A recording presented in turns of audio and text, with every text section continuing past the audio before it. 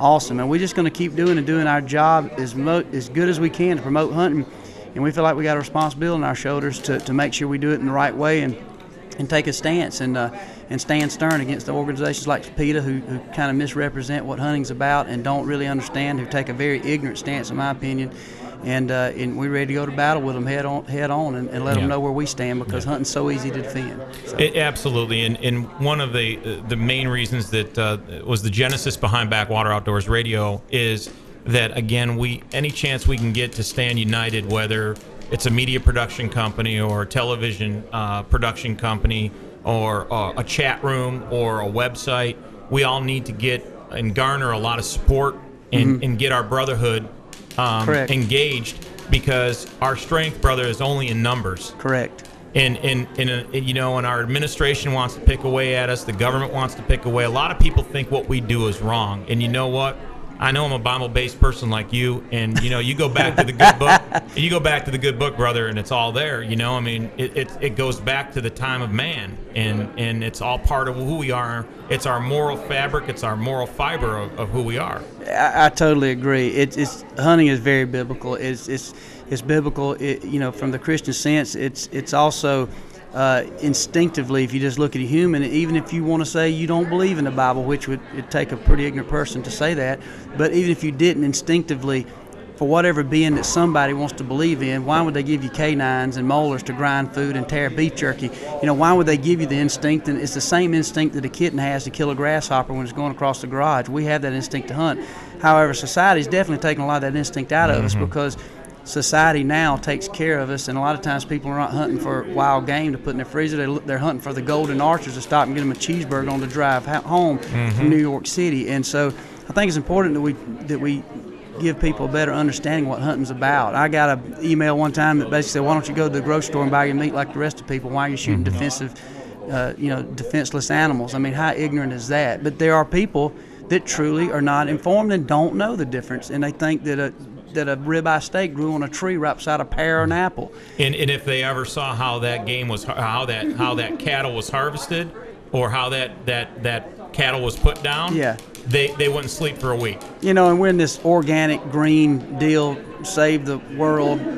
Somebody's out in California now smoking a joint up in a red fern tree, protecting it when it needs to be out there hunting a little bit and helping plant some trees. And learning the value of what a tree is really for and what hunting's about is absolutely ignorant to me. But the whole thing is, the hunters are the most green people out there. We truly eat organic meat. We truly are hunting the guaranteed number one, renewable resource in our habitat, and we're protecting it, putting more money in our fisheries. There's more redfish now in the coast of Florida and the Gulf than there ever has been. There's more fishermen than there's ever been. There's more deer and hogs, turkeys across the nation. And people say, than there's ever been through all the hunting. And then people say, well, what about trophy hunting?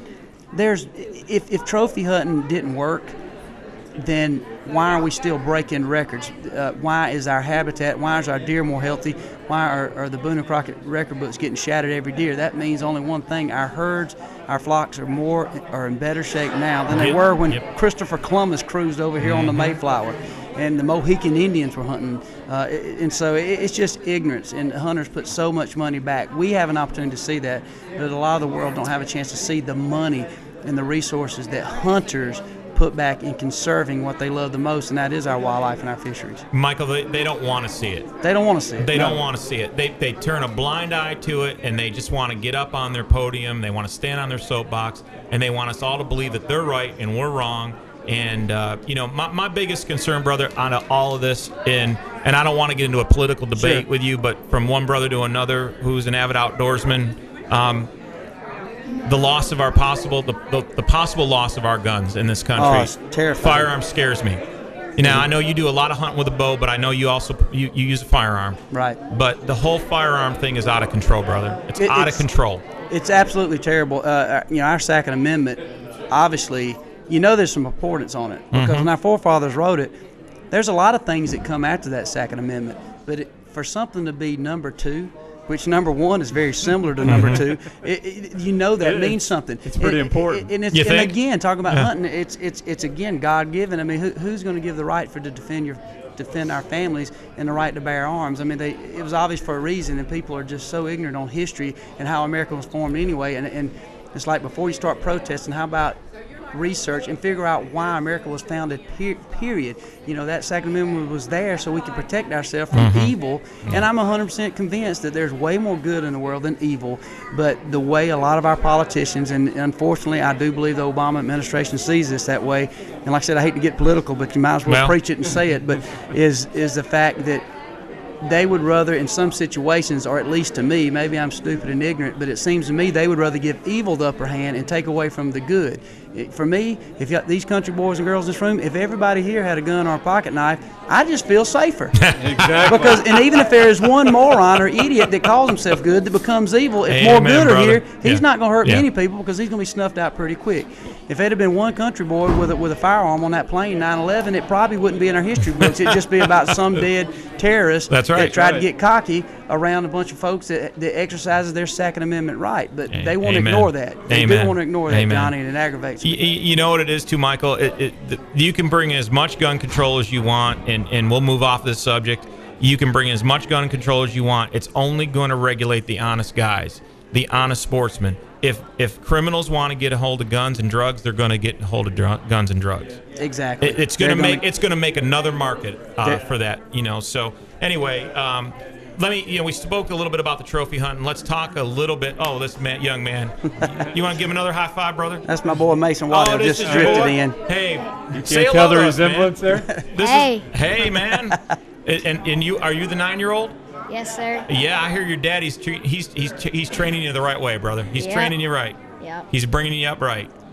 You listen to him now because he knows everything. You know that. Yeah. us daddies, we know everything. See, you want to see my firstborn? Right down to the other end. There he is. There he is. All right. There he is. All right. Well, Mason, thanks for stopping by, man. Mason, even though he's 9, he was going to give everybody to come to Bone Collector Bash a little remake of some 80s songs tonight. He wanted to bust loose. I hear you're going to do a little picking and you're going to do a little singing, are you? Yep. Good man. That's awesome. Let me ask your daddy another question here. Trophy hunting. We talked about trophies. I hear a little something here. Rumor has it you killed your biggest buck this year. Is that true? In Kansas, is that true? Actually, this was a crazy story. I did kill my biggest buck in Kansas, and it was a 166-inch 8-pointer. I was on cloud 9, calling everybody, sending pictures and stuff. And then the next week, I go to Indiana and top my biggest again. So within 7 days of each other, I had a 176-inch deer on the ground and then a 176-inch buck the next week. So, I mean, I was, like, scared to even go out and walk out in the road. I mean, a thunderstorm come up. I'm like, man, I watch out, honey. I might get struck by lightning. I got to hide. Yeah. So, yeah, it was cool. This was a heck of a year. And those hunts both were there on road trips this year.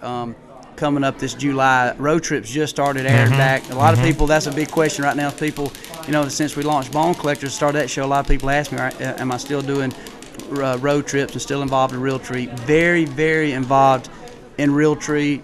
Still doing the road trip show. Bill Jordan, David Blanton, all the guys over at Realtree, we still are a very tight family and hang out a lot. And they've been so supportive to me and Nick and T-Bone. It's just been crazy. And so we still hanging out and still having a blast doing the road trips, and it puts me out there hunting a lot, but it's still fun. And you're still doing some stuff with the National Wildlife Turkey Federation? Right, still working with the National Wild Turkey Federation and helping those guys out, and like I said, that's been a true honor.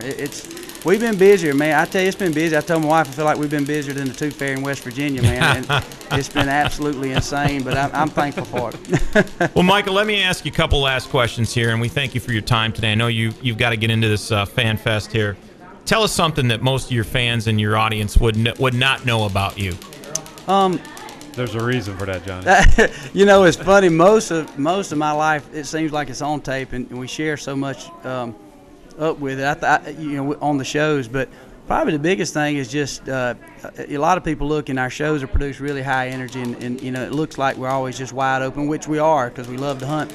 But for the most part, a perfect day to me is just hanging out around the house, grilling some chicken, having a few friends over, and chilling out. And it looks like we're just wide open, and it's just one big party all the time. But we're just pretty laid back, real family-oriented, family and friend-oriented bunch of folks. And that might come out in the show. It might be something people already recognize, but really, we do a lot of just chilling out and hanging. My daddy and I are really close. Brother, cherish that. Cherish that, bro. I lost mine awesome. 2 years ago. Well, cherish that. Sorry to hear that. Yeah. And I tell you, every day that you can spend time with a loved one